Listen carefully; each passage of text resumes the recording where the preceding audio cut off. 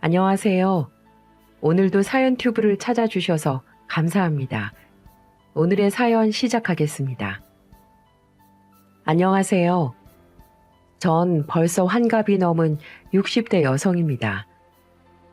그러고 보면 싱그럽던 20대 시절이 엊그제 같은데 시간이 참 빠르게 지나간다는 것이 실감이 납니다. 전 오늘 남편과 시어머니에 대한 이야기를 해보려고 합니다. 저보다 3살 연하인 남편과는 중매로 만났는데요. 학용품이나 문구 같은 걸 만드는 공장을 운영하고 있던 남편은 첫눈에도 아주 건실하고 똑똑해 보였습니다. 남편도 제가 마음에 쏙 들던 모양인지 귀찮다는 생각이 들 정도로 절 쫓아다니더라고요. 연하인 남자와 사는 게 좀 걱정이 되긴 했지만 성실하고 나한테만 잘해주면 나이가 무슨 상관 있겠나 싶더라고요. 그래서 우리 두 사람은 연애를 1년도 채 하지 못하고 결혼을 하게 되었죠. 저를 살갑게 맞아주던 시어머니의 표정이 아직도 떠오르네요. 외동이던 남편을 홀로 키우느라 갖은 고생을 다 하셨는데도 피부가 새하얗고 윤이 나는 게 정말 고우신 분이셨어요. 거기에다 본래의 성품이 온화하고 따뜻하셨습니다. 어떻게 보면 귀한 외동아들이 크게 별 볼 일 없는 연상 여자를 며느리라고 데려왔으니 어머니 입장에서야 마음에 차지 않을지도 모르죠. 하지만 어머니는 그런 기색 하나 없이 절 귀하게 대해주셨어요. 새아가 고맙다. 이렇게 귀한 네가 우리 식구가 되었으니 내가 얼마나 좋은지 모르겠다. 아니에요, 어머니. 이렇게 예뻐해 주셔서 감사드립니다. 그래, 앞으로는 시엠이라고 생각하지 말고 친정 엄마라고 생각해 주렴. 나도 친달처럼 생각할 테니까. 네, 어머니. 남편은 홀어머니와 함께 계속 살고 있었거든요. 그래서 저도 첫 살림은 어머니를 모시면서 살게 될 거라고 생각하고 있었습니다. 당시에는 자연스러운 분위기였고 저도 살가운 시어머니와 함께 사는 것에 큰 거부감이 없었습니다. 그런데 시어머니는 제가 전혀 생각하지 못했던 말을 꺼내시더라고요.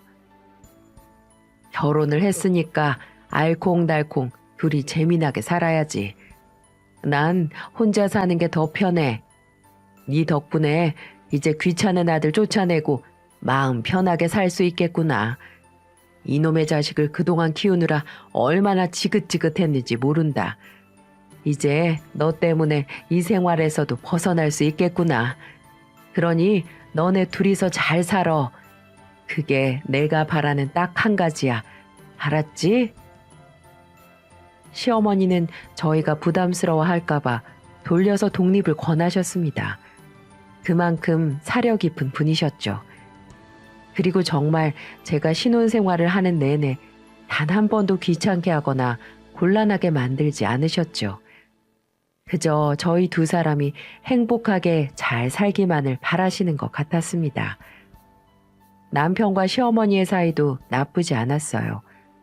외동아들로 귀하게 자라서인지 덩치가 산만한 남편이 어울리지 않는 애교도 자주 부렸습니다. 시어머니도 그런 남편을 사랑스럽게 대해줬고요. 그런데요, 그렇게 잘 지내고 있던 남편과 시어머니 사이가 갑자기 멀어지게 된 사건이 벌어졌습니다.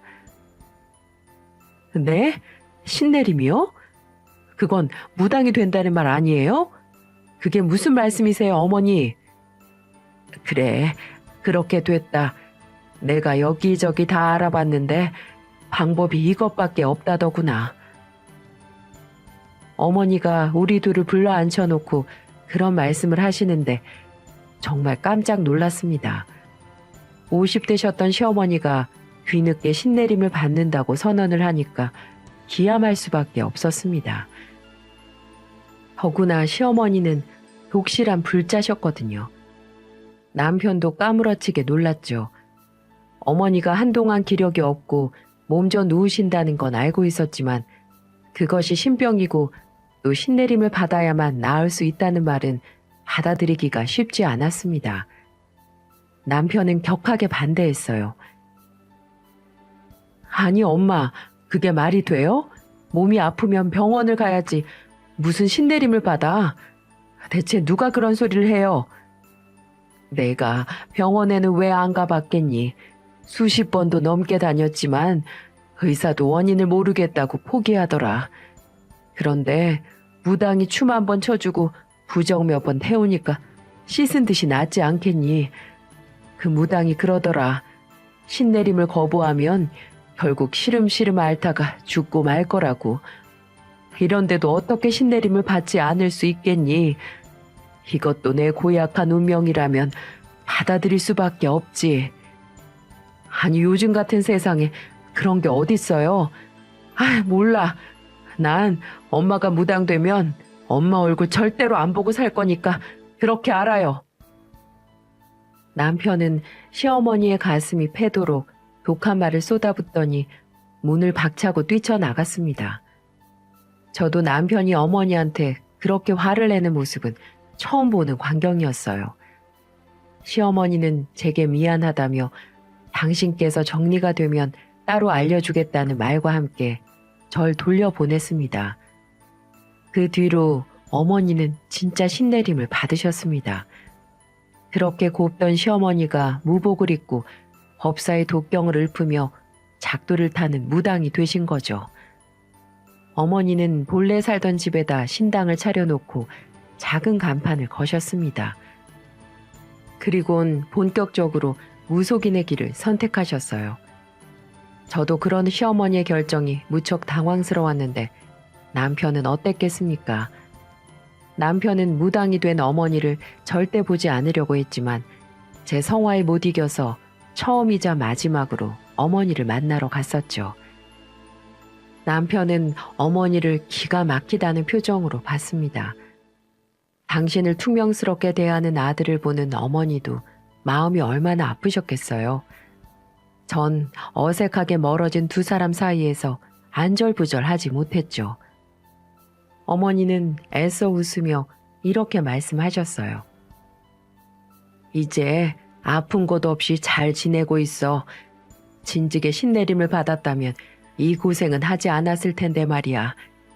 이제 신을 모시고 나니까 보이지 않던 것도 깨끗하게 보이는구나. 그래도 내가 모시는 신이 아주 센 분이어서 내가 이런저런 혜택을 많이 보고 있어.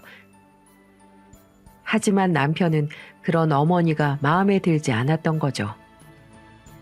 아픈 거야. 나을 때 됐으니까 나은 거지. 무슨 신이 고쳐줘요? 신이 뭐 의사야? 그런 소리 말어. 신께서 노하면 큰일 나는 거야. 참나, 우리 엄마가 어쩌다 이렇게 됐대. 제발 정신 좀 차려요. 제발. 아휴. 또 참지 못한 남편은 어머니에게 윽박을 지르고는 뛰쳐나갔어요. 어머니는 난처한 표정으로 그런 아들의 뒷모습을 물끄러미 보고만 계셨죠. 너한테 참 미안하구나. 괜히 나 때문에 집안 분위기가 엉망이 되고 말았지. 이런 시어머니를 보게 해서 정말 미안하다. 아니에요, 어머니. 저한테 그런 마음 가질 필요 없으세요. 어머니도 이러고 싶어서 그러시는 거 아니잖아요. 이해해줘서 고맙구나. 시간이 지나면 내 마음 다 이해할 날이 올 거야. 네, 어머니. 남편은 어머니가 정신병에 걸렸다고 타박을 하지만 누구에게나 말 못할 사정은 있는 거잖아요. 그래서 전 어머니의 선택도 존중받아야 한다고 생각했어요. 화목했던 모자 사이가 멀어진 건 참 안타까운 일이지만 시간이 흐르면 괜찮아질 날이 올 거라고 믿었습니다. 그리고 난 뒤 우리는 우리 인생을, 어머니는 어머니 인생을 살았습니다. 전 남편과는 달리 어머니와 가끔 연락을 주고받으며 서로의 안부를 챙겼어요. 남편이 이 사실을 알면 탐탁지 않게 생각할지도 모르지만 제겐 여전히 살가운 시어머니니까요. 근데요, 이젠 무속인의 길을 걷게 된 어머니에게 뜻밖의 일이 벌어지는 겁니다. 미래를 예견하고 불행을 피하게 해주는 용한 무당으로 입소문이 나는가 싶더니 사람들이 어머니에게 상담을 받기 위해 줄을 서기 시작했죠. 그러다 방송 출연도 하게 됐고 누구누구 유명인이 어머니에게 다녀갔다는 말까지 들리면서 아주 유명한 무당이 되신 거죠. 그게 불과 1, 2년 사이에 벌어진 일이니까 아마 어머니가 신내림을 받게 된 것이 운명이 아닐까 싶은 생각도 들더라고요. 당연히 남편도 그 사실을 알고 있었죠. 하지만 그 사람은 여전히 심드렁하게 반응했습니다. 무당이라는 게 근심 있는 사람들 현혹하면서 돈 뜯어내는 일 아니야? 솔직히 일종의 사기 같은 거라고. 난 우리 엄마가 그런 사람이 됐다는 게 아주 창피하고 싫어. 그러니까 이제 나한테 엄마 얘기하지 마. 남편의 마음은 굳게 닫혀 있었습니다. 어머니에 대한 실망감이 너무나 큰 것 같았어요. 전 그런 남편의 마음을 되돌리기 위해 애쓰지 않았습니다. 모두들 각자의 입장이라는 게 있는 거니까요. 하지만 전 그런 시어머니와 굳이 거리를 두지 않았습니다. 오히려 유명한 시어머니가 계시다는 게 조금은 자랑스럽게 생각될 정도였죠. 이 사실을 알게 된 지인들이 그런 제 마음을 더 부채질했습니다. 정말? 그 TV에 나오는 보살님이 네 시어머니라고? 맞아. 우와, 말도 안 돼. 그분 엄청 유명하시잖아. 연예인들도 그분 보려고 몇 달 전에 예약하고 그런다며? 그분이 진짜 네 시어머니셔? 아이 참 그렇대도. 야, 그리고 조용히 좀 해. 사람들 다 듣겠다. 어머 웬일이니? 그렇지 않아도 나 남편 바람피는 것 같아서 고민인데 네 시어머니한테 상담 좀 받아보면 안 될까? 예약을 하고 싶어도 할 수가 있어야 말이지. 아유, 알았어. 내가 한번 여쭤볼게. 정말? 진짜 고맙다. 꼭 알아봐줘. 꼭이다. 전 알게 모르게 시어머니의 덕을 보면서 좀 우쭐거릴 수 있었습니다. 그렇게 제가 아는 사람들을 시어머니한테 몇 번 데리고 갔거든요. 근데 어머니가 유명한 데는 다 이유가 있더라고요. 대체 어떻게 아시는 건지 가족관계며 고민이며 살아온 내력 등등 기가 막히게 알아맞히시더라고요. 지인들에게 미리 시어머니께 정보를 흘린 거 아니냐는 추궁을 받을 정도였어요. 어머니가 모시는 신이 아주 강한 신이라고 하더니만 그래서 그런지 쪽집게처럼 점괘를 척척 뽑아내셨죠. 왜 사람들이 어머니에게 점을 보려고 그 난리를 치는지 납득이 되더라고요. 그렇게 12년이라는 세월이 흘렀습니다. 저와 남편은 그 사이 아들 하나, 딸 하나를 낳았어요. 눈에 넣어도 안 아플 자식들을 키우며 아무 걱정 없이 살았습니다. 남편도 시어머니와 연락을 하고 지내지 않았지만 나름 가장으로서 본분을 다하며 우리 가족을 위해 희생하며 열심히 살아줬습니다. 하지만 아이들이 학교에 들어갈 무렵 남편의 사업이 점점 기울기 시작했어요. 남편이 제게 일 이야기를 자주 하는 편은 아니었지만 중국산이 수입되면서 일감이 많이 줄었다는 얘기를 넌지시 하더라고요. 꼭 그 말이 아니어도 생활비를 내놓는 걸 보면 남편의 사업이 쉽지 않다는 것쯤은 금방 알 수 있었습니다. 용한 점쟁이가 시어머니인데 당장 어떻게 하면 남편 사업이 잘 되겠냐고 묻고 싶었죠. 그렇지만 아들 하는 일이 순탄치 않다는 걸 직접 말씀드리는 것도 애매하더라고요. 근데 시어머니가 진짜 용하긴 용한 모양입니다. 시어머니가 절 넌지시 부르더니 이렇게 묻는 겁니다.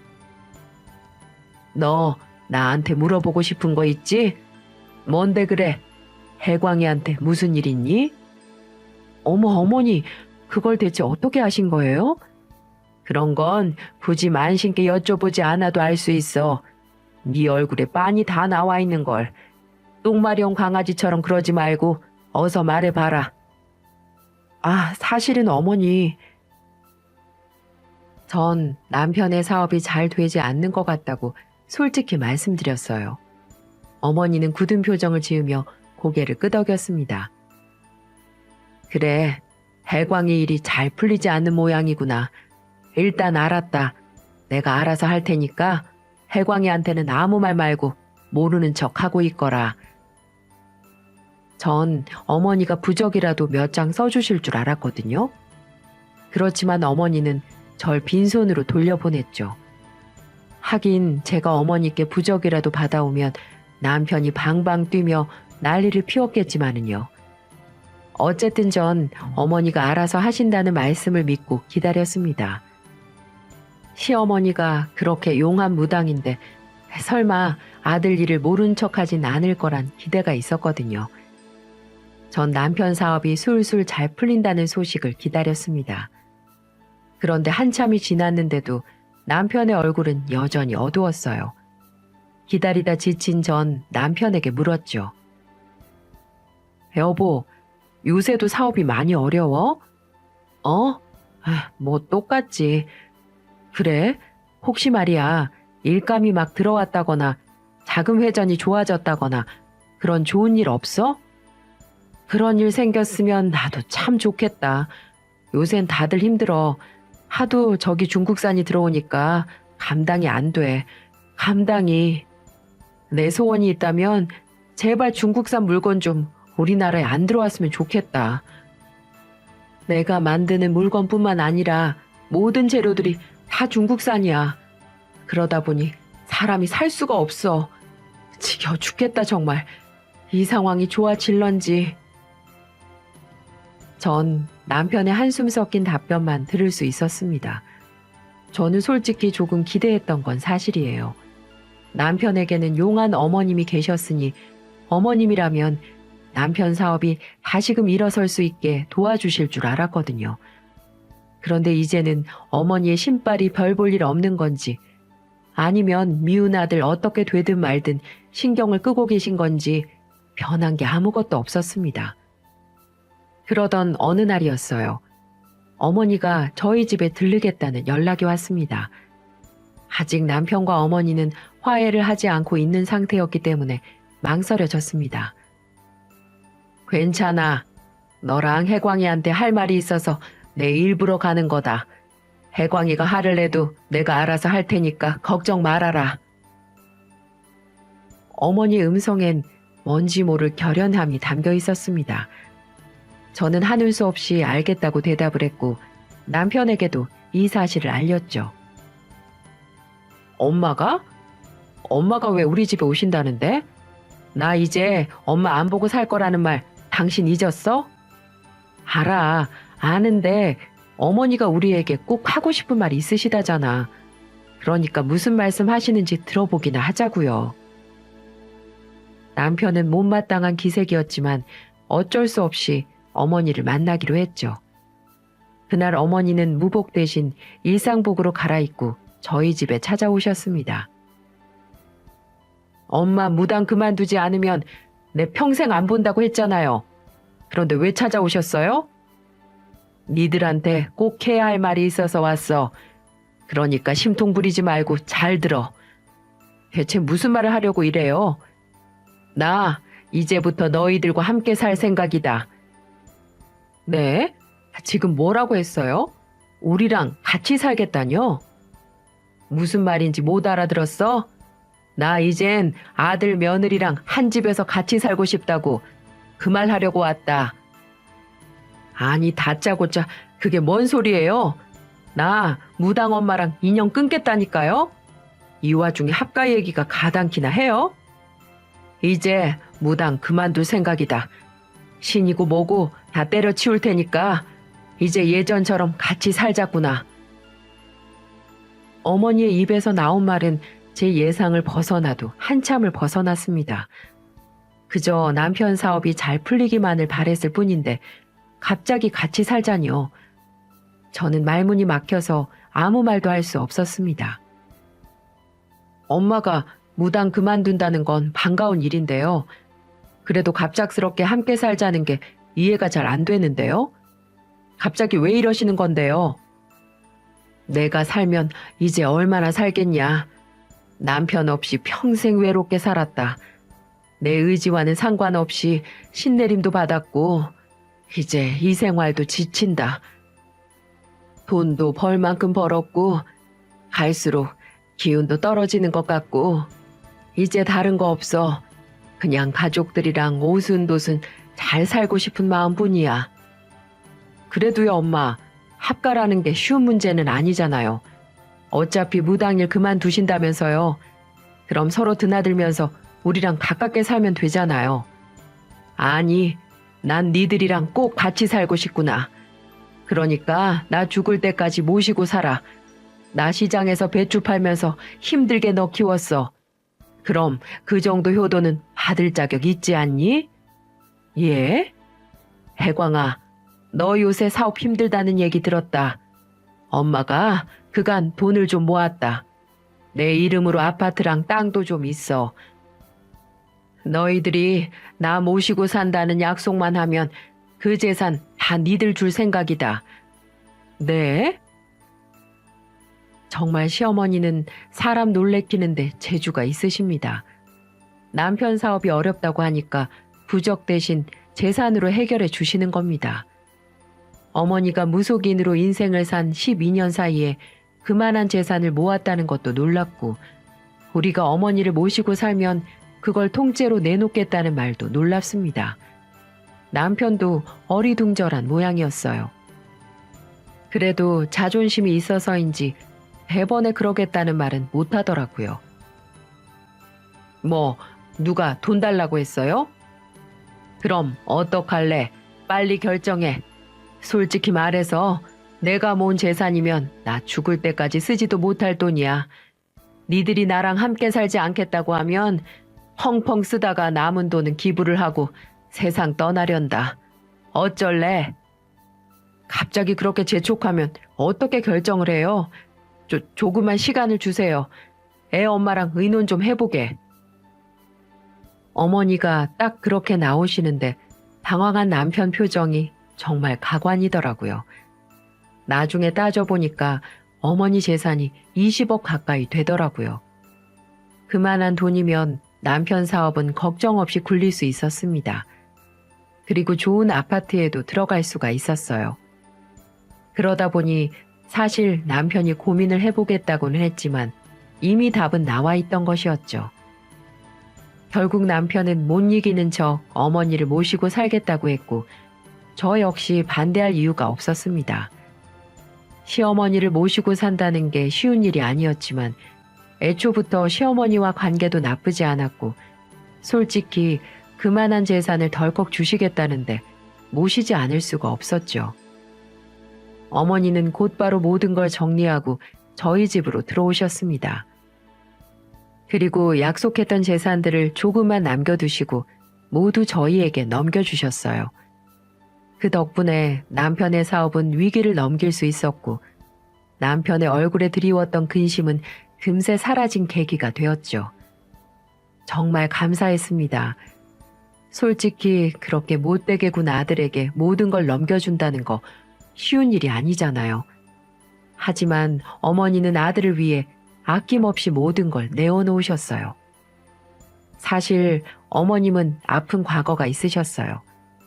사고로 일찍 남편이 죽고 홀로 힘들게 시댁에서 살았다고 했습니다.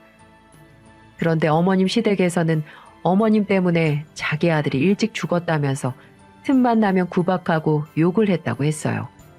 그 세월이 10년이라고 했습니다. 그러면서 어머님은 제 남편을 업어 키우며 시장에서 배추라든지 야채를 팔았다고 했습니다. 그걸로 시부모님 남편의 끼니를 책임지셨다고 했어요. 그렇게 죽을 만큼 힘들게 남편을 키웠다고 했습니다. 어머니는 재혼 자리가 들어와도 오로지 남편을 위해 인생을 희생했다고 했어요. 요즘 말로 아들 바보라는 말 다들 들어보셨죠?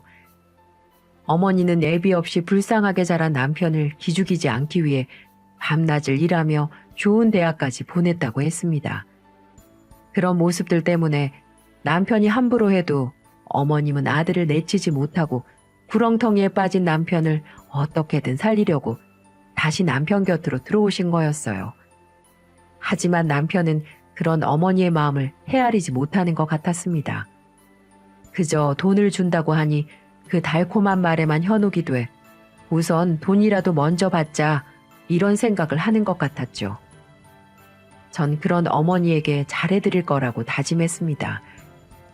자식을 위해 살점도 떼어내줄 만한 시어머니, 효부는 아니더라도 못된 며느리는 되지 않겠다고 단단히 마음먹었죠. 남편을 대신해 더 어머니를 잘 모시고 싶었고요. 하지만 제 굳은 그 결심이 흔들릴 때까지는 그리 오랜 시간이 걸리지 않았습니다. 어머, 어머니 방이 이게 대체 뭐예요? 왜 방에다가 신당을 차리셨어요? 무당을 그만두겠다던 어머니가 좁은 방에다가 엉뚱한 걸 잔뜩 가져다 놓았더라고요. 부채며 방울이며 요란스러운 무구에다가 초에다가 향까지 피워놓았으니 제가 얼마나 놀랐겠어요. 신께 아침 저녁으로 기도를 올려야 해. 니들한테 피해주는 거 아니니까 요란 떨 것 없다. 아니 그래도 어머니 이건 좀... 어머니의 돌발 행동이 엄청 당황스럽더라고요. 조금 무섭기도 했고요.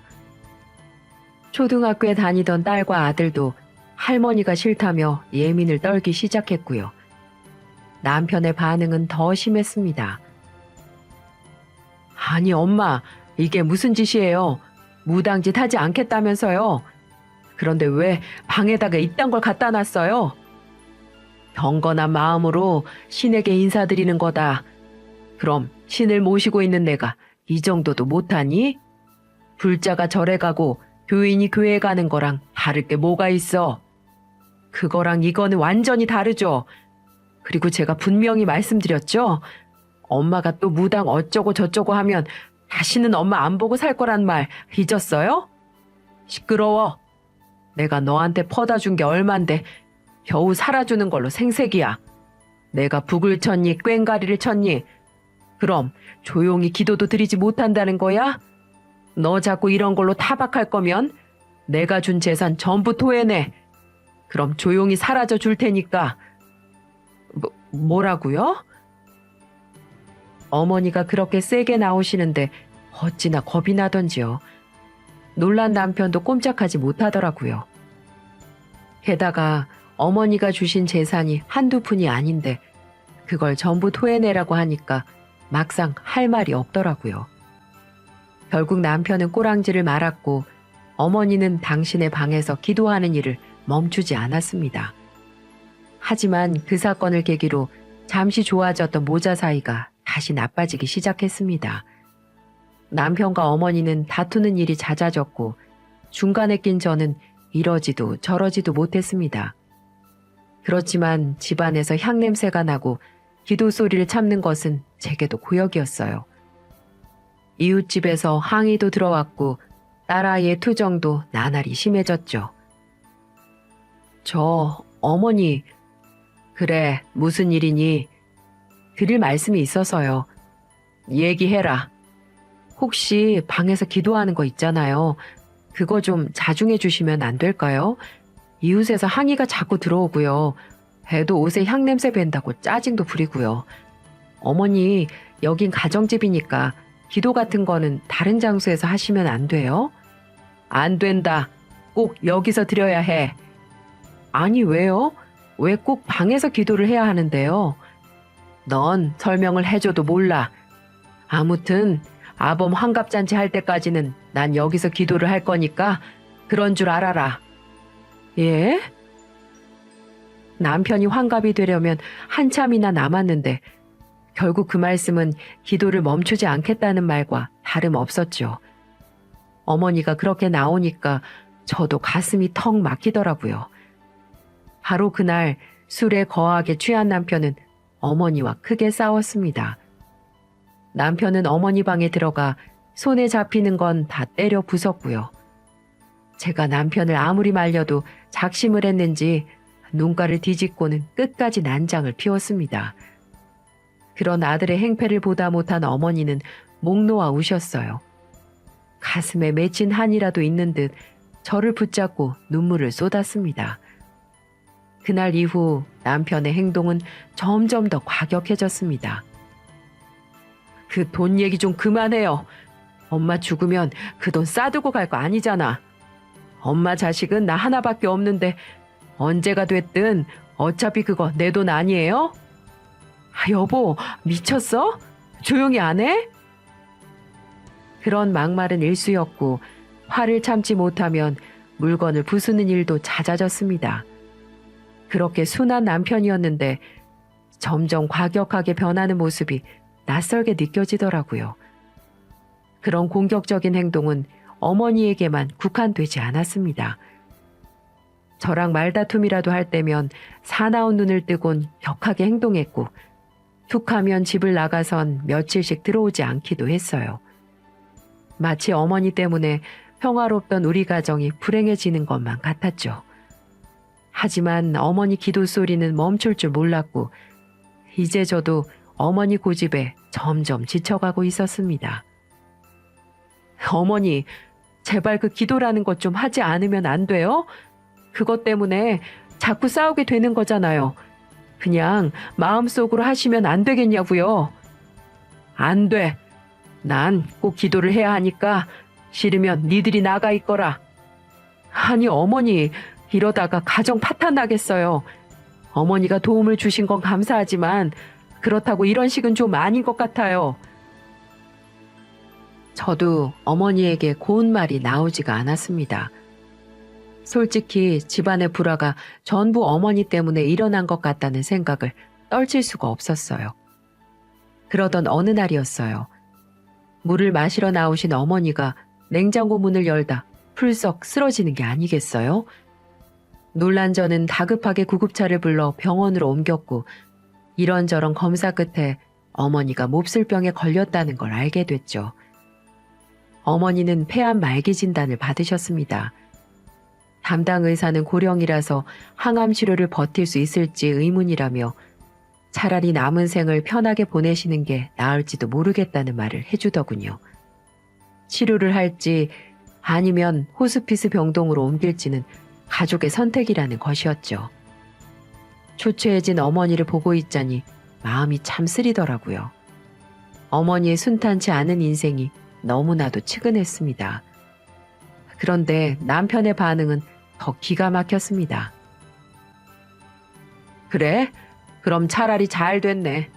어차피 말기면 가망 없어. 그러니까 엄마 그냥 호스피스 병동으로 보내자고. 하지만 여보, 조금이라도 가능성이 있으면 치료를 하는 게 좋지 않겠어? 난 반대야. 앞으로 살면 얼마나 더 사신다고. 그냥 호스피스나 암 환자 전문 요양병원으로 옮기자고. 아니, 그래도 그건 아닌 것 같아. 항암 치료가 독하긴 해도 어머니가 잘 견딜 수도 있잖아. 아, 몰라. 그냥 내 말대로 해. 엄마도 그걸 더 바랄걸? 남편의 독한 말이 야속했지만 남편의 말처럼 어머니도 완고했습니다. 어머니는 제 손을 붙들고는 이렇게 말씀하셨어요.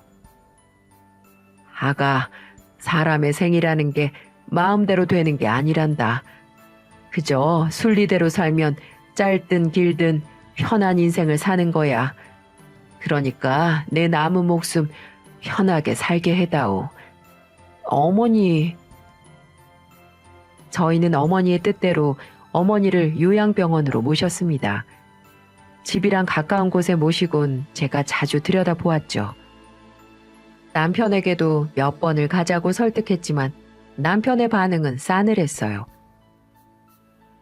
여보, 이제 어머님 병원 같이 갈 때 되지 않았어? 어머님 언제 돌아가실지 모르는 시한부 인생인데 지금 너무 나 몰라라 하고 있는 거잖아.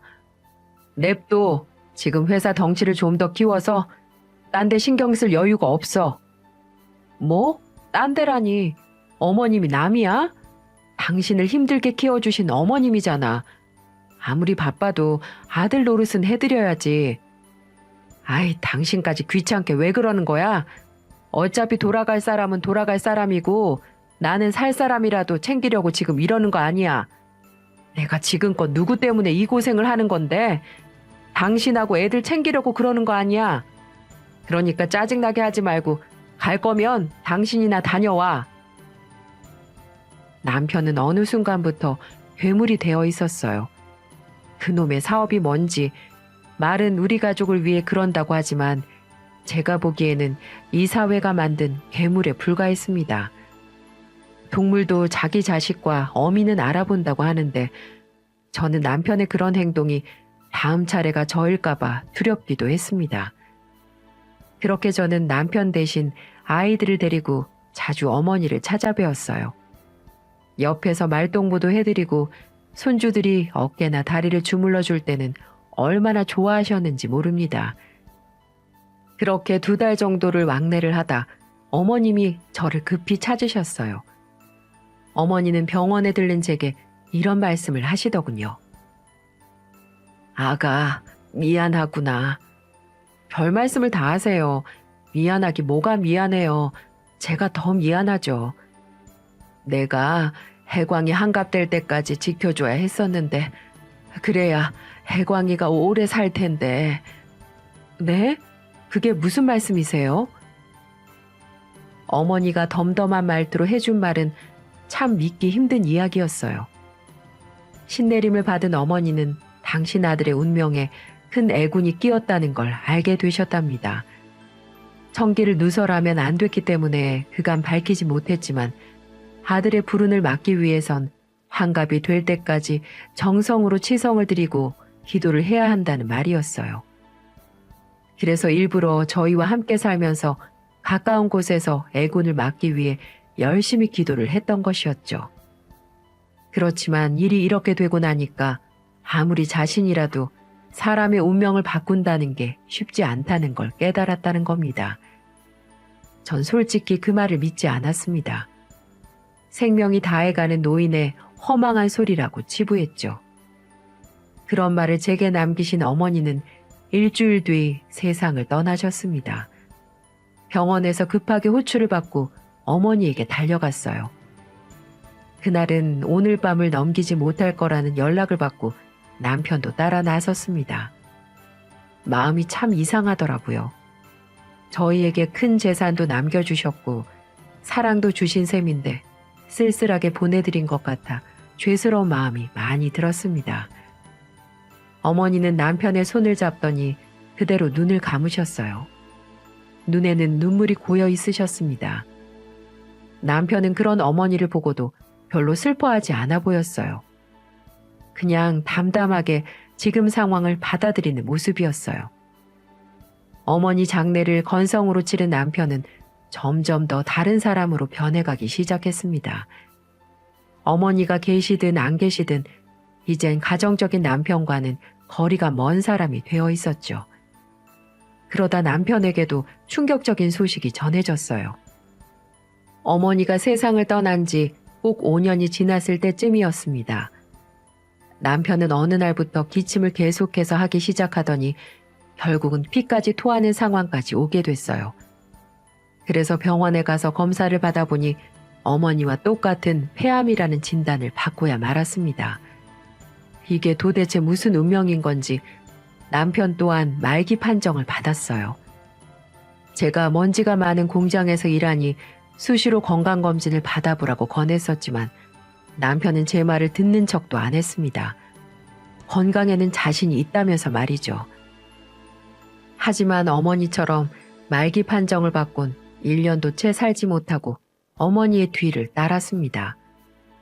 당신 아들이 혹시라도 잘못될까봐 아들 곁에서 밤낮으로 기도를 드린 어머니, 그 모습이 싫어 어머니에게 짜증을 냈던 남편, 그 2사람은 약속이라도 한 듯 같은 병을 얻고 하늘나라로 갔습니다.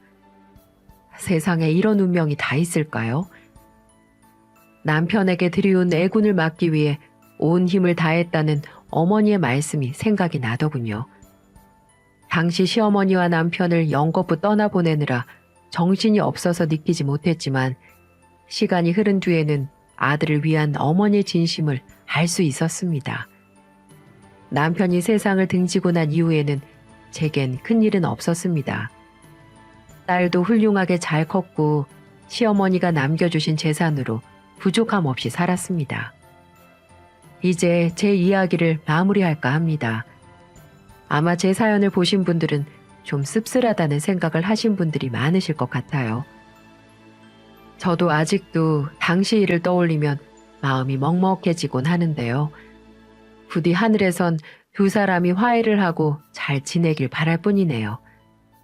이걸 보시는 우리 시청자님들도 제 사연을 교훈 삼아 지금 살아계신 부모님한테 지금부터라도 잘하셨으면 좋겠네요. 부모는 자식이 잘 되길 원하지 잘못되길 원하는 부모는 없습니다. 뼈와 살을 깎아서라도 자식을 위해서라면 어떤 희생도 감내하는 게 부모라는 생각이 드네요. 저도 나이 60 넘어보니 이제 알겠습니다. 다들 항상 건강하시고 좋은 일만 가득하기를 바라겠습니다.